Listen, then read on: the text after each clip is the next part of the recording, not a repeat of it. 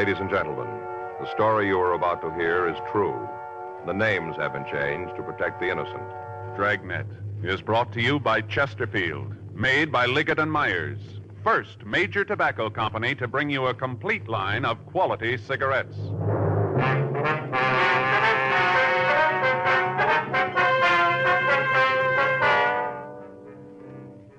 You're a detective sergeant. You're assigned to robbery detail. A supermarket in your city has been robbed. The thief wore a disguise. You don't know who he is or what he looks like. Your job, find him. Today, friends, you hear these three words everywhere. Chesterfield's for me. The Chesterfield you smoke today is the best cigarette ever made. Best for you, because Chesterfield gives you proof of highest quality, low nicotine. The taste you want, the mildness you want. Chesterfield is best for you because it's tested and approved by 30 years of scientific tobacco research. Chesterfield is best for you because it has an established good record with smokers, proven by test after test. Yes, friends, the Chesterfield you smoke today is the best cigarette ever made. For the taste you want, the mildness you want. Join the thousands now changing to Chesterfield. Always say, Chesterfield's for me.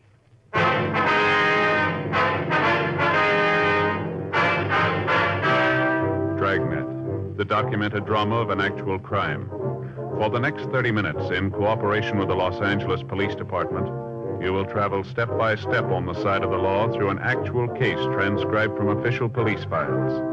From beginning to end, from crime to punishment, Dragnet is the story of your police force in action. It was Wednesday, August 13th. It was warm in Los Angeles. We were working the day watch out of robbery detail. My partner's Frank Smith. The boss is Chief of Detectives Thad Brown. My name's Friday. I was on my way into the office, and it was 7:58 a.m. when I got to room 27A. Robbery.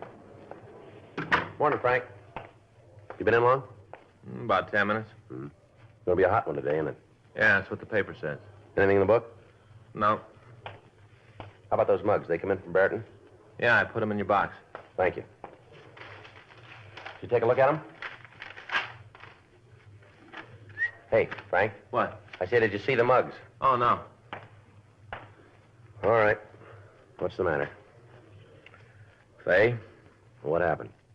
Joe, you know me. You know how I feel about Faye. So you gotta know I didn't mean anything by it. You didn't mean anything. Certainly not. It's the farthest thing from my mind. What was? What she thought I meant. You know, Joe, sometimes I think Faye just don't understand me. Well, I don't understand you either on this one. Oh, that's right. You weren't there. No. Sort of got to thinking to myself you were. You know how a guy does. Uh-huh. I got to thinking to myself, and I got a problem. You kind of think your old buddy knows all about it. Yeah? So I got to fill you in. I'll tell you all about it. Right now? Yeah. You see, after dinner last night, we had those Swedish meatballs that Faye makes so good. The what? Meatballs. Swedish ones. Oh, yeah, I know. I had those out there. Yeah, wonderful. Very good. Yeah. Excellent. Well, after dinner last night, we went in the living room, sat down to watch the television. Mm-hmm. I switched on the set, and I kind of arranged the pillows and settled back. A couple of minutes later, Faye comes in with a box. One of those big flat ones like dresses come in. Mm-hmm. Yeah, I know. She bought a new dress. Joe, that's why she fixed the meatballs. I don't know how this is going to end, but up to here, I must be on Faye's side, I guess. You are? Well, I don't understand any of it. Oh, well, I'll straighten that out. Mm-hmm. You see, whenever she wants me to go along with something she's already done, she always makes Swedish meatballs. Well, I could figure that part out. What was in the box? A dress, Joe. She bought a dress. Oh, it was a dress. Yeah. She opened up the box. She shows it to me. Told me how she bought it on sale. Mm-hmm. You ever notice how every time a woman buys a dress, it's always on sale? No, I can't say as I ever have. Well, believe me, buddy, it always is. On sale. On sale. I don't want you to go through the whole day with this on your mind, but if you don't get to the point, it'll be time for us to sign out. And then we can talk about it. Well, I didn't mean anything by it. Nothing. She held the dress up for me to see, and all I did, I just said, what size is it? You know how you do. Mm-hmm. Want to look at these mug shots now? No, wait a minute. I want to finish. You asked me what I was mad about. I wanted to tell you. I asked her what size the dress was. She told me it was a 12. A 12. A 12. Yeah. Mm-hmm. So I just kind of casually mentioned that when we got married, she wore a 9. That's all I said, that she wore a 9. Want to look at the mug shots now? No, wait a minute. Will you help me with this thing? What's the use of being partners if you can't help a little? We'll look at the mug shots. When we were married, she wore a 9. And she just flipped her wig, Joe. She got real mad. Walked out of the room. Right out of the room. Yeah. I guess she thought I meant she was getting fat. Yeah, yes, she did. Boy, she was mad. Mm-hmm. Hot shot, I'll get it. Let's go. Corner of Grandview and Union. Yeah? Hold up.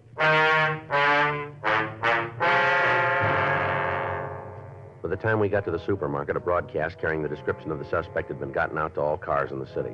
A small crowd of people had gathered in front of the store, and the officers from the radio unit were attempting to keep them back from the entrance. An ambulance had been called, and when we got there, the attendants were giving emergency treatment to the day manager of the store.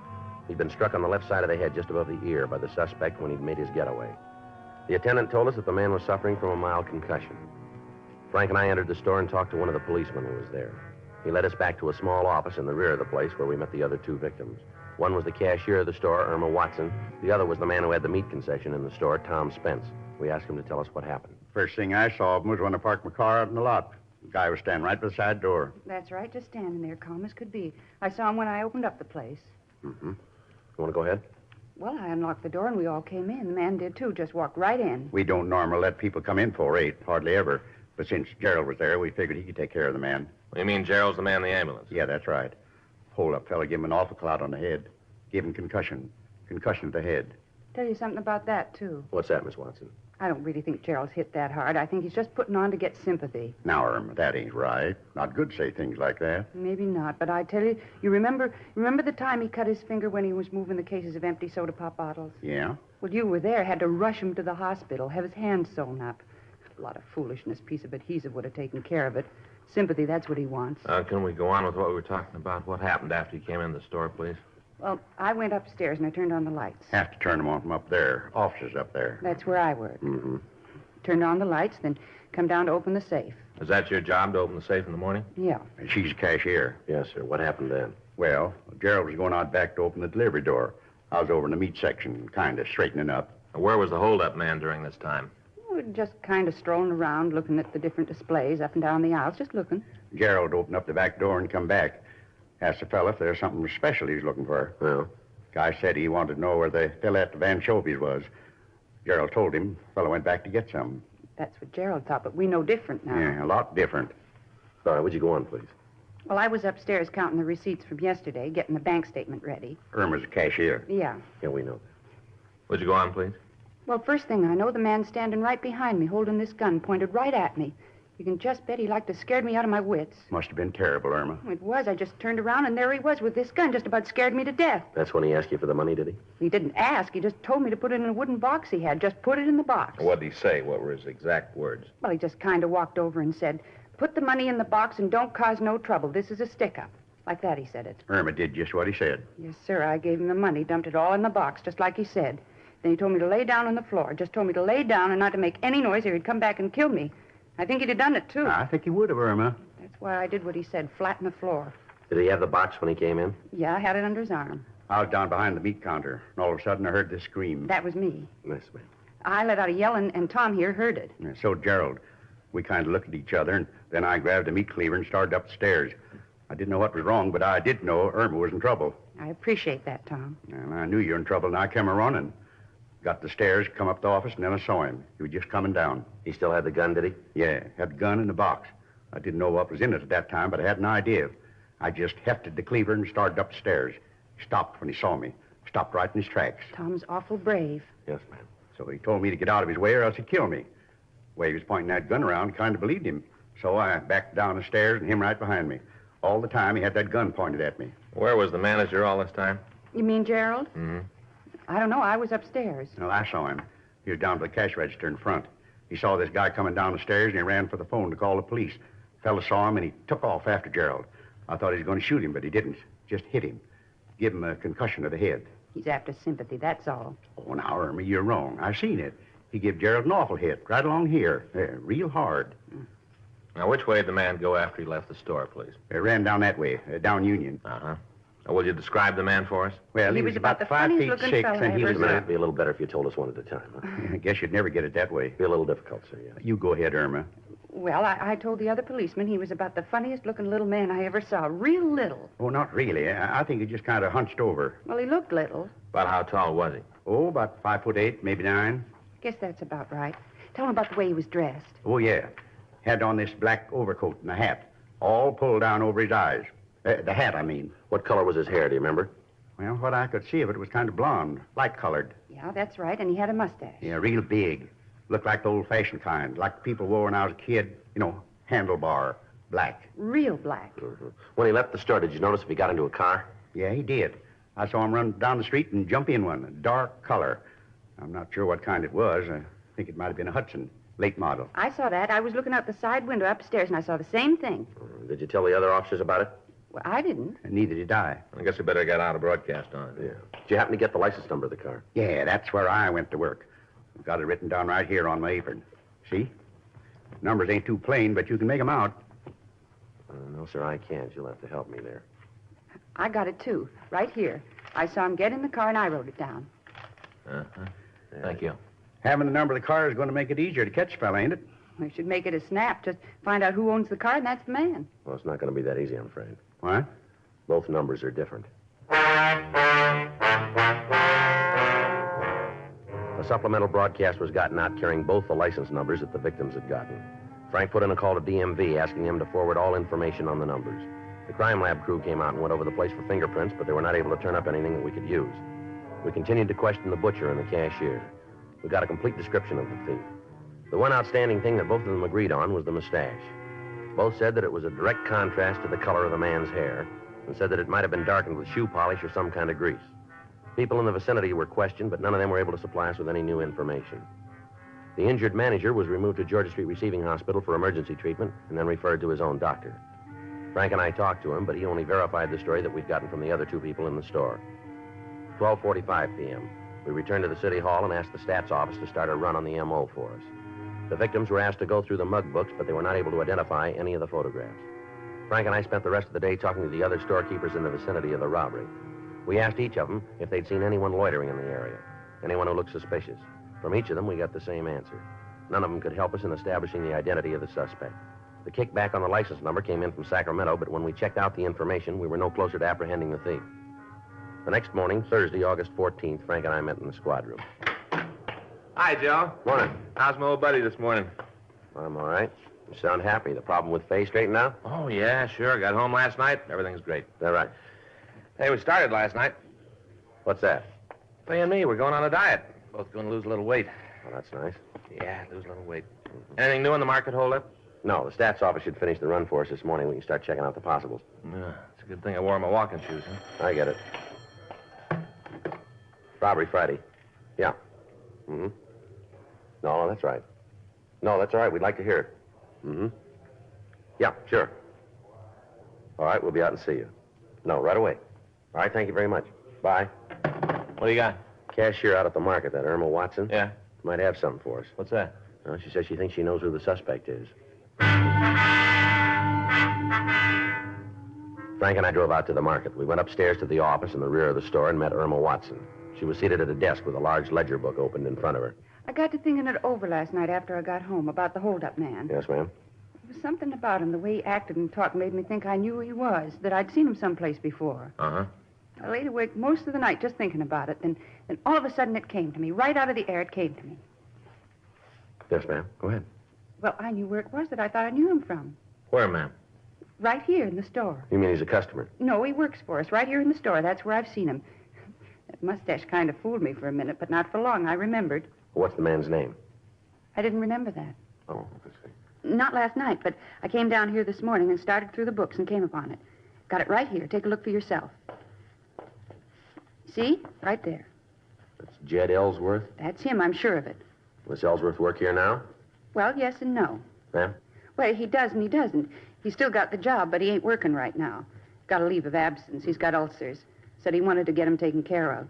Said he had to go out of town and see a specialist, get his ulcers fixed. I see. When did he leave?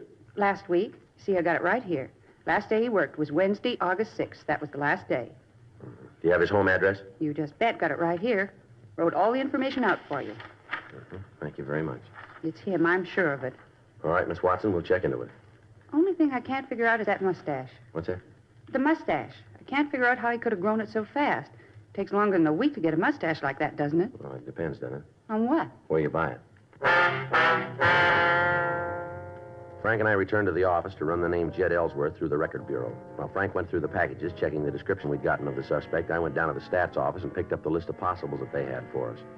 10:26 a.m. I met Frank back at the R&I counter.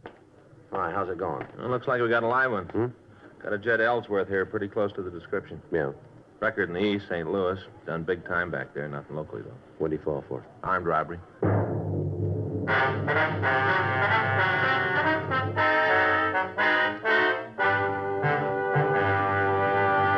You are listening to Dragnet, the authentic story of your police force in action. Meet the Tom Harmons. You know Tom as Michigan's All-American football star, now a top sports announcer. Mrs. Harmon is the motion picture and television star Elise Knox. They're typical of people everywhere who are saying, Chesterfields for me. I like regular-sized Chesterfields. Have for years. They're best for me, at least I think so, because of that Chesterfield quality. That's the way I feel about them, too. I've always smoked Chesterfields. Now I go for the king size. Guess I like a longer smoke. So whether you smoke regular size like Elise Knox or king size like Tom Harmon, enjoy America's most popular two-way cigarette. Chesterfields for me. You hear it everywhere. The Chesterfield you smoke today is the best cigarette ever made. For the taste you want, the mildness you want, join the thousands now changing to Chesterfield.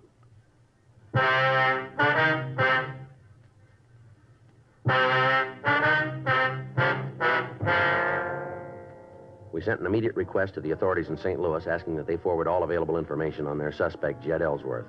1:15 p.m., Frank and I drove out to the address we'd been given by the cashier at the supermarket. It was a one-story redwood house in the Beverly Glen area. We rang the front doorbell. Yes? We'd like to see Jed Ellsworth. He's not here. Well, do you know where we can reach him? What's this about? He in trouble again? Ma'am? Jed in trouble again? We'd like to talk to him, please. You cops? Or police officers. Uh-huh. Figures. What's he done this time? Well, it's just routine. We want to ask him a couple of questions. Where is he? I don't know. Well, he lives here, doesn't he? Yeah, I don't know where he is. Haven't seen him since day before yesterday. He's packed up and left. I don't know where he went. Well, didn't he give you any idea where he was going? None. Went through my purse, took what money I had, and shoved off. Don't much matter to me if I never see him again. I'd probably be better off. Wonder if we could see his things. You mean when he left? Yes, ma'am. Sure. Come on in. They're in his room. I'm about to throw him out. I don't want him, and I don't think you'll be back for him this time. Down the hall, this way. Thank you, ma'am. What are you after him for? Well, it'd be a little better if we talked to him. Sure. Don't matter to me. I'm through with him. Nothing but trouble with cops since we've been married. I didn't know he had a record when I met him. It wasn't until after we got married I found out he was a jailbird. Right after we got married, the cops started coming around asking questions. How long have you been married? 18 months. Met him back in St. Louis. Must have been right after he got out of jail. I didn't know it then. Wished I did. Wouldn't have nothing to do with him. Giving me nothing but trouble. Would you know if he has any people in California? That I ever saw. He never talked about him. Does he drive a car? Jed? Yes, ma'am. No, he didn't own one. Whenever he needed one, he'd go to one of these rental agencies, rent one. This is his room. Stuff's there on the bed. Thank you. I'll check it. I'm going to throw it all out. Anything there you want, just take it with you. I don't think that'll be necessary. Well, the offer's still good. What you don't take, I'll throw out. Your husband got any close friends at all in town? Yeah, a couple other bums. Can you give us their names? Only one name I know, Larry Jessup. Him and Jed used to pal around all the time. I think his job at the store took up too much pal time. That's the reason Jed quit. I understand your husband had trouble with his stomach, don't I? Yeah, ulcer. Was he under the care of a doctor? Uh-huh. All the time taking pills and eating special things. Got to the point where nothing I cooked was right for the ulcer. We did nothing but fight all the time. Miserable 18 months. I'm glad he's gone. Never see him again. It'll be a week too soon. Mm-hmm. Can you give us the doctor's name? Yeah, it's on one of the bills there. Got it in with the rest of them. Reminds me, can you answer me something? Well, what's that? Am I responsible for his bills, the ones he ran of himself without my help? I got to pay him? Well, ma'am, that's not a police problem. You better check with a lawyer on that. A lawyer? Yes, ma'am. More expense. Seems like all I do is put out money for him. Boy, I'm glad he's gone. Do you have a picture of him? You mean like a snapshot? Yes, ma'am. No, Jed wouldn't let nobody take pictures of him. Said it was bad luck. Mm-hmm. He had a mustache, didn't he? That's inside now. Miss Ellsworth, Yeah? you know what's on these dictograph records? Oh, those are mine. I'm a stenographer. Sometimes I do work at home. Those are mine. Oh. Just letters. It's the one thing he ever did for me. What's that? Made that box for records. Real big thing. Took him all day to make it. Just a plain, simple wooden box. You'd have thought it was a Taj Mahal. Only thing he ever did for me. I see. Your husband get many phone calls here? No, not that you'd notice. Larry'd call once in a while. I told you they was real pally. Yes, ma'am. You ever hear any of the conversations by any chance? Just on this end. You know what they were talking about? Not too good. They used to get real secret. You know, low voices. They were planning something, though. I don't know what it was, but they were planning something. Well, this fellow Jessup, he drive a car? Yeah. You know what kind? Yeah. New Hudson.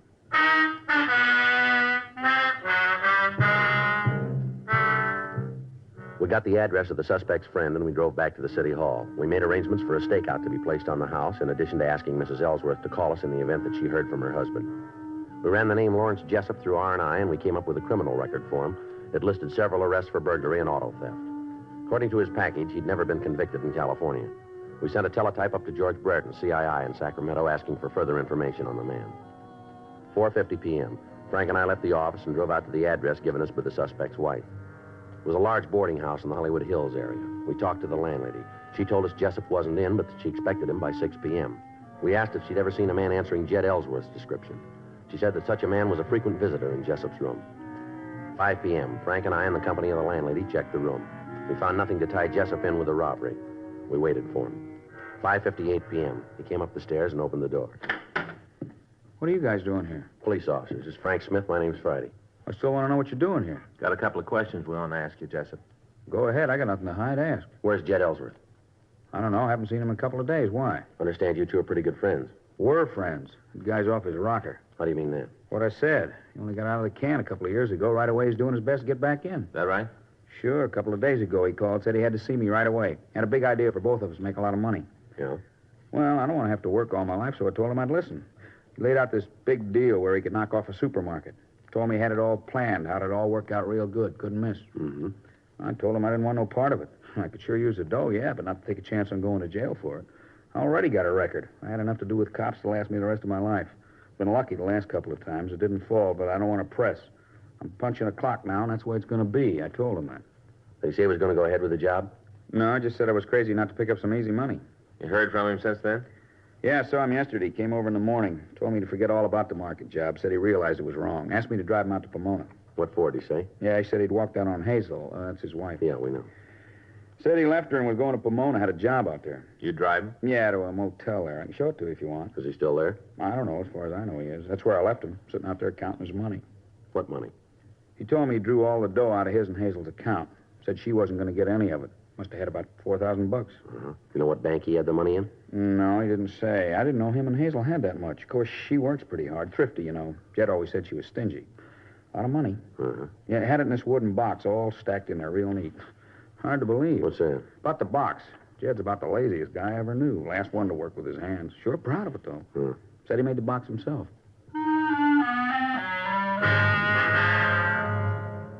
Larry Jessup, Frank, and I drove out to the motel in Pomona. We checked with the manager, but found that the suspect had checked out that morning. Fortunately, the room had not been cleaned yet, and we went over it. On a shelf in a closet, we found the wooden box that Jessup had spoken of. It was a duplicate of the one that we'd seen at the suspect's home. We told the manager we were taking it with us and asked her to notify us in the event Ellsworth returned. We asked if he had a car when he left. The manager told us he didn't, but that he had asked for the name of some automobile rental agencies in Pomona. Jessup and I went out to our car and waited for Frank to come back from the suspect's room. Sure looks like he pulled a robbery, huh? It seems to fit him real good, doesn't it? Joe? Yeah. Look at this. Found it under the bed. Phony black mustache. We checked with the automobile rental agencies in the area. None of them had seen a man answering the suspect's description. We asked them to call us if such a man did come in. We drove by Ellsworth's house and picked up the wooden box that he'd made for his wife's dictograph records. Both of the containers were taken to the crime lab for comparison. We drove to the market that had been held up. All three of the victims were shown the false mustache that we'd found in the motel. All three said it was identical with the one that the holdup man had worn. After his investigation, Lee Jones said that the two wooden boxes were cut from the same piece of 3-ply wood. Paint particles on the wood matched. The nails used were made by the same machine. The box we'd found at the motel was shown to both the butcher and the cashier. They said that it was the same one that the thief had carried. A local and an APB were put out on the suspect, asking that he be picked up for suspicion of robbery. For the next 3 days, the surveillance on the suspect's house was maintained. All of Mrs. Ellsworth's activities were observed. Sunday, August 17th, we got a call that the suspect's wife had left the house carrying a suitcase. The officers on stakeout followed her to the subway terminal in downtown Los Angeles. We met them there. Mrs. Ellsworth walked down to the landing and appeared to be waiting. Frank and I took over the surveillance. We waited. 9:30 p.m. 10. 10:15. 10:18 p.m. Joe, Yeah, I see him. looks like the description. Yeah, he's going toward his wife. Right, let's let them get together. Yeah. Yeah, that's him. Come on. Hey, he sees us. Jed, the cops, get out of here. Come on, Frank. Go. All right, Ellsworth, hold it up. Police officers. Come on, drop the gun, Ellsworth. You're not going to get out of here. All right, let's give it back to him. He's down. Come on, Frank.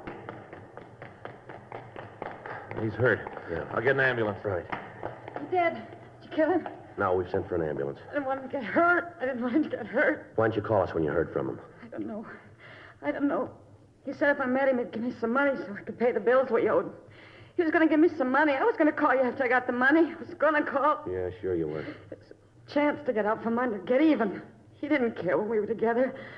I was the one who worried about it. He never cared. He never paid a bill. Don't worry, he's going to pay this one.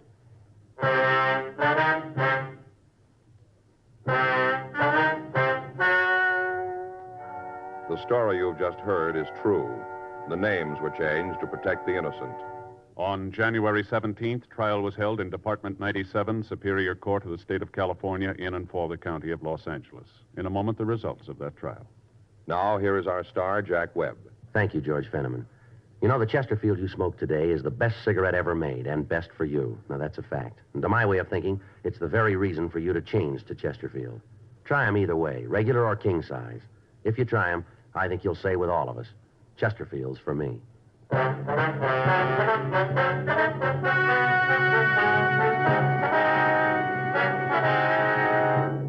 Jed Warren Ellsworth was tried and convicted of robbery in the first degree and received sentence as prescribed by law. Robbery in the first degree is punishable by imprisonment in the state penitentiary for a period of from 5 years to life.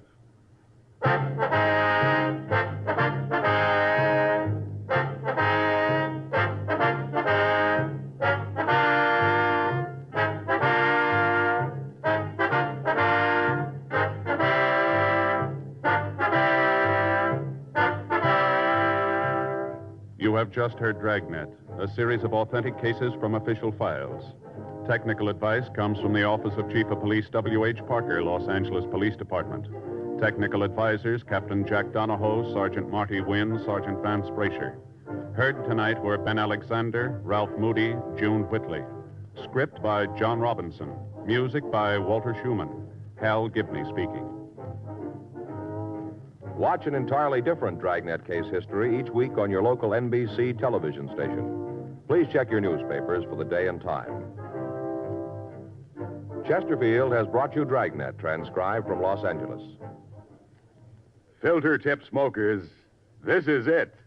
L&M Filters, the one filter tip cigarette with plenty of good taste, much more flavor, much less nicotine, and effective filtration.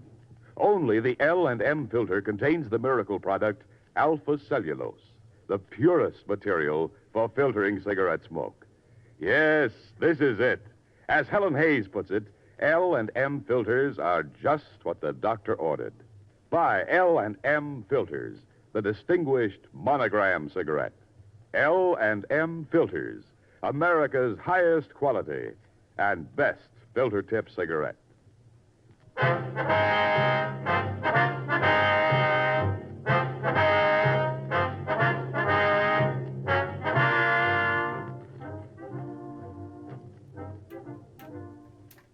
Hear Rocky Fortune following John Cameron Swayze and the news on the NBC Radio Network.